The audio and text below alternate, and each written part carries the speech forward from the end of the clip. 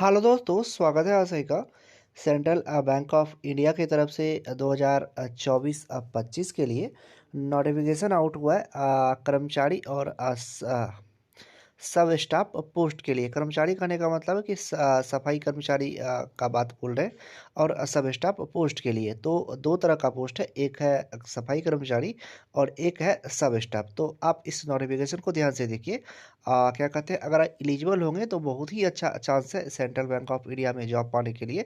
और कोई भी कॉन्ट्रैक्ट बेसिस पर जॉब नहीं रहने वाला है, परमानेंट जॉब रहेगा ये आपका।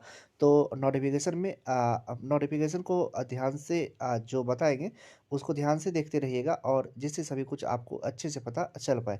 अब चलिए बात कर लेते हैं नोटिफिकेशन में क्या सब चीज़ दिया गया है। सबसे पहले टेंटेटिव डेट दिया गया है कि टेंटेटिव कब से कब तक आपको रजिस्ट्रेशन करना है। ये रजिस्ट्रेशन आपको आईबीपीएस की वेबसाइट पर जाकर करना है। जैसे आईबीपीएस का फॉर्म भरते हैं तो वैसे ही सब कुछ होगा। और उसके बाद पेमेंट दिया गया कि पेमेंट कितना का होगा, तो 850 होगा सभी कैंडिडेट के लिए। और 175 रखा गया है, जिसमें SC ST PWD कैंडिडेट है तो 175, वैसे 850 आपको चार्ज लगेगा। उसके बाद टेंटेटिव डेट दिया गया है प्री एग्ज़ाम ट्रेनिंग का, कि जनवरी 2024 में आपका प्री एग्ज़ाम ट्रेनिंग होगा। और उसके बाद जो online conduct of online examination है वो फरवरी 2024 में होगा। और साथ में प्रोविजनल सिलेक्शन का भी डेट दिया गया है कि अब मतलब अप्रैल 2024 में आपको फाइनली जॉब मिल जाएगा। उसके बाद पोस्ट डेजिग्नेशन के बारे में दिया गया है कि मतलब दो तरह का पोस्ट है, एक सफाई कर्मचारी और एक सब स्टाफ। सफाई कर्मचारी का कहने का मतलब आप लोग समझ सकते हैं कि सफाई बैंक में जो काम लोग काम करते हैं, सफाई रखते हैं, सभी चीज़ को मेंटेन रखते हैं, उस पोस्ट के बारे में बात हो रहा है। और एक हो रहा है सब स्टाफ पोस्ट के बारे में। तो दोनों तरह का पोस्ट के बारे में दिया गया है। तो सबसे पहले जॉब प्रोफाइल के बारे में हमने आपको बता दिया। उसके बाद स्केल दिया गया है कि आपको किस में कितना मिलेगा। तो एक में 14,500 और उसमें एक का 25,145 रुपया। तो दोनों के बारे में दिया गया है। और इसमें अलग से जो भी बेसिक अलाउंसेंस होगा वो सब अगर ऐड कीजिएगा तो इसका भी सैलरी अच्छा खासा पहुंच जाएगा। ये बेसिक सैलरी जो दिया गया है वही आपको यहाँ पे दिया गया है। इसमें कोई भी अलाउंसेस ऐड नहीं है। अलाउंसेस ऐड कीजिएगा तो इससे ज़्यादा सैलरी, जैसे DA होता है, HRA होता है, तो ये सब को अगर ऐड कीजिएगा तो ये सैलरी अच्छा खासा पहुँच जाएगा। मतलब 28,000 के लमसम हो जाएगा सैलरी। तो सैलरी अच्छा खासा दिया गया। अब एलिजिबिलिटी क्राइटेरिया में देख लेते हैं कि एलिजिबिलिटी क्राइटेरिया में ज़्यादा कुछ नहीं दिया गया। और क्या कहते हैं, मतलब का सिटीजन होना चाहिए इंडिया का, नेपाल का, ये सब चीज़ दिया गया है। तो ये सब चीज़ आप लोग अच्छे से होंगे ही, और इसमें कुछ भी ज़्यादा नहीं दिया गया है। अब चलिए कट ऑफ डेट के बारे में बात करते हैं। तो 31 मार्च 2023 कट ऑफ डेट रखा गया है। मतलब आपका जो एज काउंट होगा वो 31 मार्च 2023 से होगा। तो चलिए अब फॉर फ्रेश कैंडिडेट के बारे में दिया गया है कि एज रिलैक्सेशन जो होगा वो एज पर गवर्नमेंट रूल आपको एज रिलैक्सेशन मिल जाएगा। और उसमें भी ये दिया गया है कि 18 से 26 ईयर के बीच में अगर आपका एज है तो इस फॉर्म के लिए आप लोग एलिजिबल है, आप आराम से जाकर के अप्लाई कर सकते हैं। उसके बाद एज पर गवर्नमेंट रूल आपको एज रिलैक्सेशन मिल जाएगा। अब चलिए बात कर लेते हैं कि इसमें आगे क्या सब चीज़ दिया गया है कि रिक्वायरमेंट जो होगा। तो ये सभी चीज़ नोटिफिकेशन में जो सब चीज़ लिखा रहता है तो वही सब चीज़ दिया गया। अब चलिए नीचे देख लेते हैं कि इसका जो एग्ज़ाम होगा वो किस बेसिस पर होगा, और इसमें टोटल वैकेंसी कितना है। तो उस पर चलिए हम आपको ले चलते हैं। और नोटिफिकेशन रहता है दोस्तों तो थोड़ा सा लंबा नोटिफिकेशन रहता है।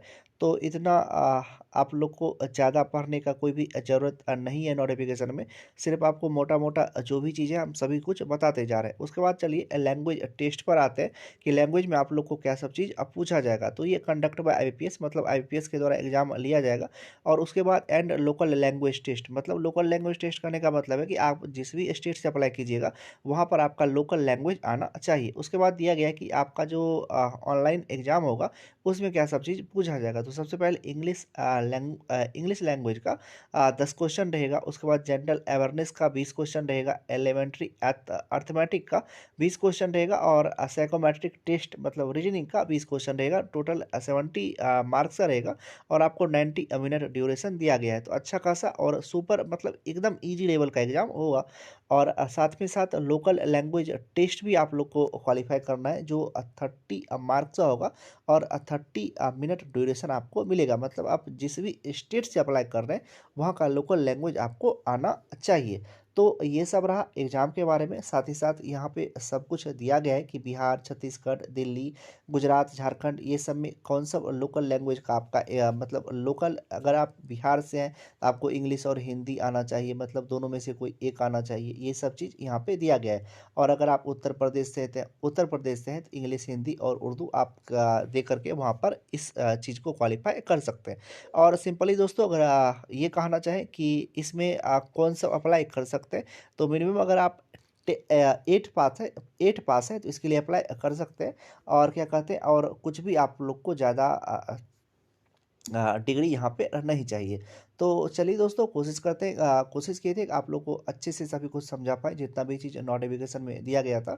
इससे ज़्यादा कुछ नोटिफिकेशन में नहीं दिया गया है। अगर आप इसके लिए अप्लाई करना चाह रहे हैं तो ज़रूर से अप्लाई कीजिएगा। और एक दो प्रमोशन ले करके मतलब एक दो अगर प्रमोशन होता है तो फिर आप एक स्टाफ के रूप में वहाँ पे अच्छे से काम करने लगिएगा। तो ये नहीं सोचिए कि पोस्ट छोटा है। अगर आपको जॉब की नीड है तो इस नोटिफिकेशन में भी जा सकते हैं और एक गवर्नमेंट बैंक में अपना जॉब सिक्योर कर सकते हैं। तो चलिए दोस्तों, वीडियो को यहीं तक रहने देते हैं। कुछ भी दिक्कत होता है तो आप हमको कमेंट कर सकते हैं, हम कमेंट में आपको रिप्लाई कर देंगे। चलिए मिलते हैं इसी तरह के किसी एक दूसरे अकॉर्डिंग में किसी एक दूसरे नोटिफिकेशन के साथ। तब तक आप अपना ध्यान रखिए। Love you, bye bye.